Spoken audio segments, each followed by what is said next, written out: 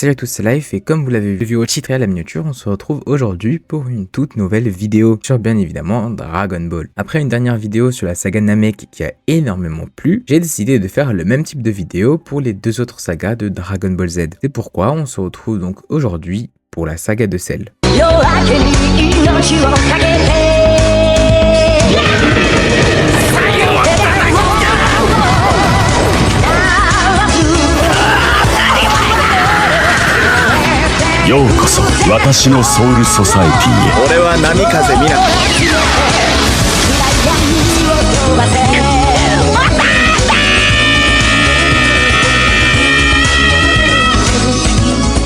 Tout commence avec l'arrivée de Trunks, un jeune garçon mystérieux arrivé du futur pour tuer Freezer et son père, qui eux avaient prévu de détruire la Terre pour se venger du Super Saiyan Son Goku. Il arrive donc juste à temps et réussit à les éliminer tous les deux, tout en révélant qu'il est également un Super Saiyan.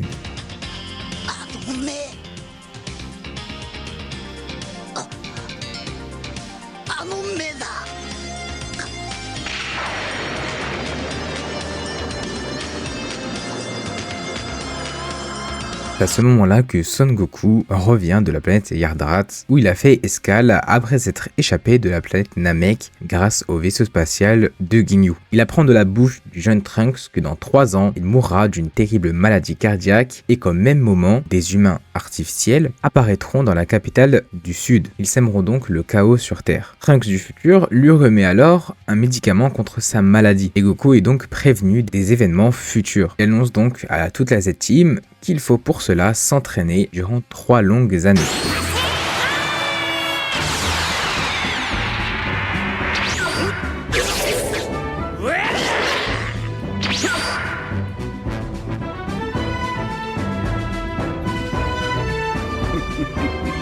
Après ces 3 années, toute la Z-Team se rejoigne à la capitale du Sud et assiste à l'arrivée des humains artificiels numéro 19 et le Dr Gero. Tous deux apparaissent alors et sèment la terreur dans la ville. Cependant, les Z-Team n'arrivent pas à sentir leur ki, du fait qu'ils soient mécaniques et non humains. Ils se séparent alors, chacun pour les rechercher. Yamcha est le premier à les trouver, il tente donc de mener un combat, mais il est défait par ces derniers. La Z-Team, ayant ressenti le ki de Yamcha s'affaiblir, finissent par les rejoindre et demande directement d'aller se battre ailleurs pour éviter de causer des dégâts en ville. Goku combat alors en Super Saiyan contre numéro 19, mais il s'affaiblit peu à peu et tombe malade. Il se rappelle alors des dires de Trunks du futur. C'est à ce moment-là que Vegeta se rend alors sur les lieux et combat bravement numéro 19, puis il finit totalement par le détruire.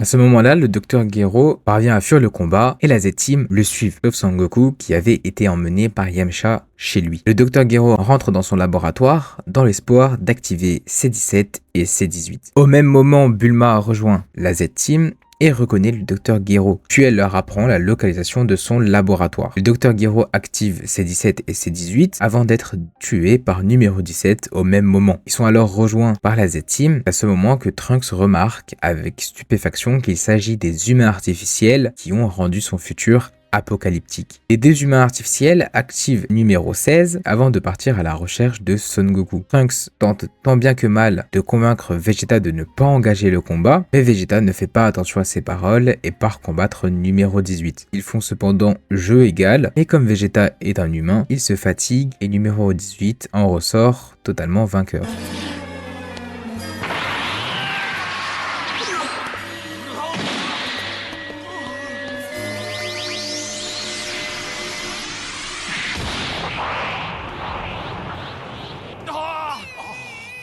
Suite à cette humiliation, Krillin et Trunks partent chercher Son Goku pour le mettre à l'abri à Kame House. Après cela, Trunks repart avec Son Gohan et c'est sur le chemin qu'ils font la rencontre de Bulma qui a appris qu'un paysan avait découvert une machine temporelle identique à celle que Trunks a utilisée pour venir dans cette chronologie. Puis il découvre en même temps la coquille d'un monstre ainsi qu'une forme larvaire de ce dernier. Trunks émet l'hypothèse qu'un monstre a utilisé cette time machine dans une autre chronologie pour venir dans ce monde. Au même moment, un monstre appelé Cell fait son apparition en ville. Il absorbe l'énergie vitale des êtres humains pour gagner en puissance. Piccolo, après avoir subi un revers, a décidé de s'unir avec Kami et va rencontrer ce monstre dans la ville de Jingertown et donc l'affronter. Piccolo apprend que Son Goku n'intéresse pas le monstre, Cell lui veut absorber les humains artificiels pour avoir un corps parfait. Piccolo se bat donc contre lui et Cell utilise la technique du Taioken pour s'échapper.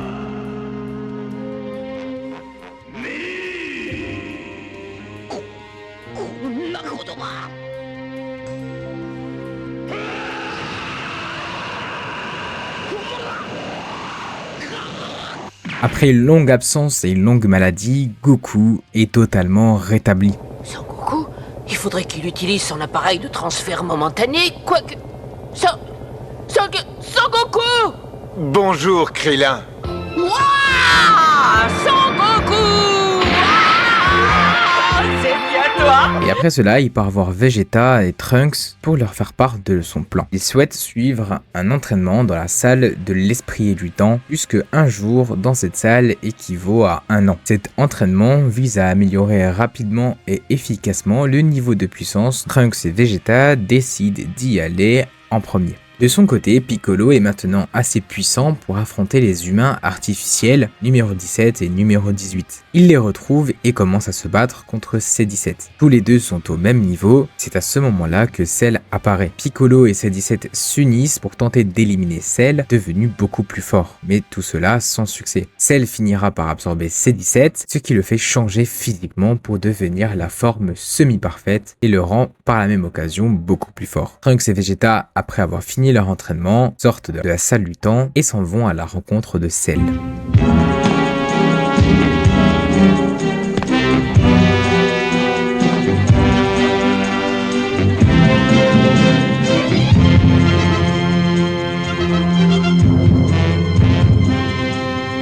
Vegeta se bat contre Cell, mais le domine totalement. Cell est même choqué et lui demande qui il est. Et il lui répond « Je suis Super Vegeta ».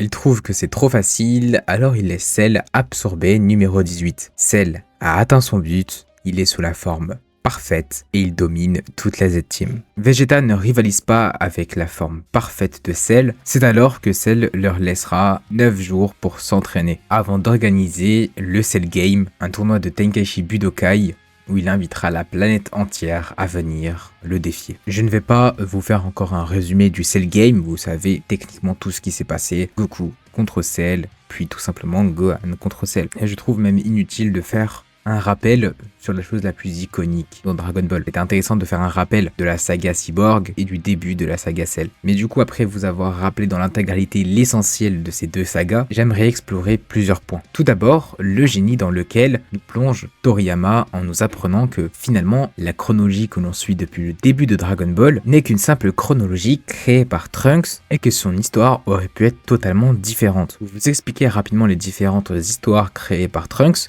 parce que je sais que c'est un gros bourbier dans la communauté Dragon Ball, mais en réalité c'est très simple. Puisque tout d'abord, on a la chronologie numéro 1, qui elle est censée être le déroulement original de Dragon Ball, avec Trunks comme seul survivant. Goku meurt de sa maladie, et où la Z-Team se fait annihiler par les cyborgs. Donc afin de se débarrasser des cyborgs, Trunks va retourner dans le passé, et donc créer une chronologie numéro 2, où il invente la télécommande de désactivation des cyborgs. Avec cette télécommande, il retourne dans son futur, donc dans la chronologie numéro 1, où il était le seul survivant, et élimine les cyborgs avec cette télécommande. Afin de prévenir la chronologie numéro 2 de sa réussite, il voudra y retourner pour célébrer cette victoire. Et c'est à ce moment-là qu'il sera tué par Cell, première forme, qui lui utilisera la machine à remonter le temps pour aller à un temps plus antérieur où les cyborgs existent toujours. En faisant cela, Cell créera donc une troisième chronologie, et la chronologie que l'on suit dans Dragon Ball. Il créera par la même occasion numéro 19 et en plus il créera C16, puisque le voyage dans le temps provoque des changements majeurs de l'histoire. C'est ce que nous dit Trunks quand Goku lui apprend qu'il aurait pu se téléporter dans le vaisseau de Freezer. Il se rend compte qu'il a peut-être modifié le cours de l'histoire une nouvelle fois. Et donc dites-vous que sans cela, on n'aurait pas eu un développement aussi génial qu'on a dans cette saga. Et en parlant de développement génial, comment omettre Goku, qui revient d'un an de rédemption d'une planète isolée sur Yardrat, et où il maîtrise déjà en Super Saiyan, et surtout a atteint un degré incroyable. Je vous disais précédemment dans l'ancienne vidéo que Goku à la saga Namek était l'espoir de 3 peuples, donc celui de la Terre, celui des Saiyans et celui des Namek. Mais dans cette saga, Goku ne devient pas seulement l'espoir d'un peuple, mais il devient l'espoir de l'espace-temps, l'espoir tout simple du futur. Trunks vient dans le passé, vient chercher l'espoir, c'est comme ça qu'il le marque sur la machine temporelle retrouvée par Bulma, il vient chercher tout simplement Goku. Et cela a été très subtil de la part de Toriyama de nous expliquer cela comme ça. On a aussi un Goku qui pour la première fois s'entraîne au combat avec son fils et voit en lui un développement totalement stratosphérique. Voyant que même lui n'ayant pas réussi à dépasser le stade de Super Saiyan Full Power, il mettra cette confiance et donc cet espoir en son fils. Car il savait que si lui ne pouvait pas le faire, Gohan y arriverait. Et il y arrivera formidablement. Et ça a été parfaitement bien montré avec cette transmission d'espoir. Dans la timeline numéro 3, donc dans Dragon Ball tout simplement, Goku transmet l'espoir à Gohan en lui passant le flambeau tout simplement. Gohan devient ce nouvel espoir et arrive à éliminer Cell. Et arrive à même à atteindre le Super Saiyan 2. Cependant, dans le futur de Trunks, Gohan lui ne dépasse pas le stade de Super Saiyan 1 et lutte lamentablement contre les cyborgs. Et finira même par mourir. Pourquoi Gohan n'a pas réussi à se débarrasser des cyborgs qui pourtant lui avait un potentiel totalement monstre? Bien tout simplement parce qu'on n'avait pas de Goku. Goku n'a pas eu le temps de transmettre ce flambeau, il était déjà mort de sa maladie. Et Toriyama nous explique tout simplement que si tu n'as plus Goku, tu n'as plus d'espoir. De plus, cette saga a été un réel cours de la part de Toriyama sur le Super Saiyan, ainsi que sur la maîtrise des émotions. Goku sur Namek était devenu l'homme ayant atteint une arrogance sans pareille, prenant une part d'ego totalement monstre, qu'il n'aura plus d'ailleurs dans tout le reste du manga. Car Goku après le Super Saiyan a toujours réussi à se maîtriser et maîtriser toutes ses émotions, afin de ne plus tomber donc dans cette arrogance et cette colère, comme il avait fait la première fois avec le Super Saiyan. À ce moment-là, vous me direz que Gohan en Super Saiyan n'était pas arrogant contre Cell, puisque l'arrogance découle tout simplement de la colère et de la non-maîtrise de Super Saiyan. Et je vous dirais tout simplement que c'est totalement logique de la part de Toriyama, puisque Gohan a maîtrisé ce stade, ainsi que cette colère, grâce tout simplement à son père dans la salle du temps. Cependant, il ne maîtrisait plus rien en Super Saiyan 2. C'était un stade qui le dépassait et qui a donc été comme la première fois de chaque Super Saiyan. Même celui de Vegeta se rappellera cette arrogance contre C19. Gohan sera au même niveau que son père sur ce point-là, tellement qu'il causera par sa propre faute le sacrifice de son père.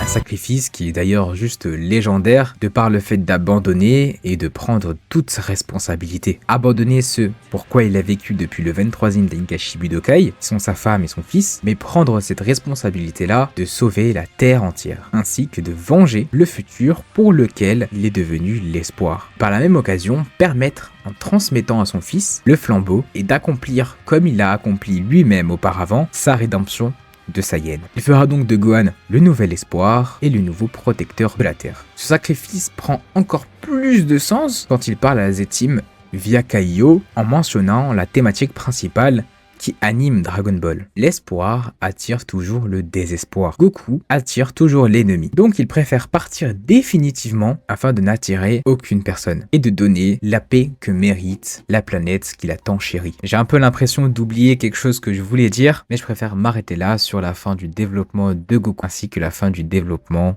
de Gohan. J'espère qu'honnêtement la vidéo vous a plu parce que moi ça a été un pur bonheur. J'ai hâte de tourner l'une des prochaines sur peut-être la saga de Boo. Je pense que c'est totalement logique de faire la dernière saga de Dragon Ball, que j'ai énormément de choses à dire. C'est la fin des développements tout simplement de tous nos personnages. Et j'ai trouvé cette saga particulièrement intéressante du fait qu'on arrive à la saga Namek, l'acceptation des origines, un développement encore monstre de Goku. Et Toriyama arrive à se renouveler, faisant ce passage de flambeau avec son fils. J'ai trouvé ça totalement d'un génie absolu. Le pire c'est que même ici Cell est très bien développé avec cette recherche recherche de la perfection. On est toujours sur cette thématique qu'avec l'entraînement, on arrive toujours à se surpasser. Et ça a été très bien mis dans cette saga. Honnêtement, elle a été longtemps ma saga préférée puisque ma scène préférée dans Dragon Ball est ce sacrifice de Goku. Mais ça reste tout de même un 10 sur 10. Je ne lui trouve aucun défaut, sincèrement. Et l'argument de Goku aurait pu revenir sur Terre est faux. Faut lire le manga pour comprendre puisque une direction artistique animée rajoute des moments, rajoute quelques secondes pour faire vivre l'émotion. En manga, quand tu lis, Goku meurt en 3 cases. Et en plus, c'était la fin du décompte de Cell. Il restait vraiment plus que 2 secondes à partir de là. C'est pour ça que même Goku part en quelques mots. Donc non, cet argument n'est pas valable. Je ne trouve aucun défaut à cette saga. Elle est aussi parfaite que Cell. Et c'est sur ces mots que je vous annonce du coup une fin de vidéo. Merci à vous de m'avoir écouté jusqu'ici. Merci de ne pas oublier le like, l'abonnement et le commentaire. Et moi, je vous dis portez-vous bien et à la prochaine.